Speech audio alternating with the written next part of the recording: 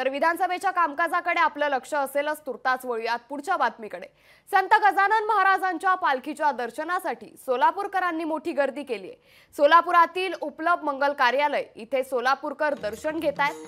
दर्शन घेण्यासाठी येत असलेल्या भाविकांना दर्शन घेतल्यानंतर प्रसादाचं वाटप करण्यात येत आहे. आज दिवसभर सोलापूरकरांना संत गजानन महाराजांचं दर्शन घेता येणार आहे. याचाच आढावा घेतलाय आमचे प्रतिनिधी वसीम अत्तार यांनी.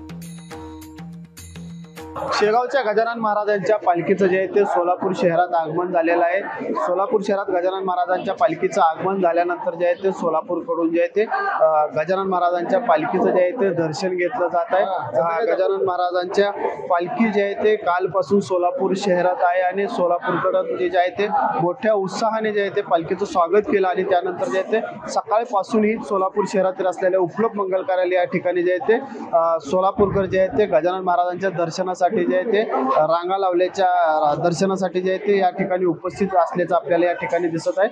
सकाळपासून जे आहे ते मोठ्या रांगा जे आहेत ते सोलापूरकरांनी या ठिकाणी दर्शनासाठी लावलेले आहे. आज दिवसभर जे आहे ते गजानन महाराजांच्या पालखीचे दर्शन जे आहे ते सोलापूरकर करत असताना अवघ्या काही दिवसावरती जे आहे ते आषाढी वारी जे आहे ते जवळ आलेले आहे आणि या आषाढी वारीच्या निमित्ताने जे आहे ते गजानन महाराजांची पालखी जे आहे ते पंढरपूरकडे मार्गस्थ होते आणि त्या ठिकाणी मोठा उत्साह जे आहे ते आषाढी वारी देखील जे आहे ते साजरी केली जाते.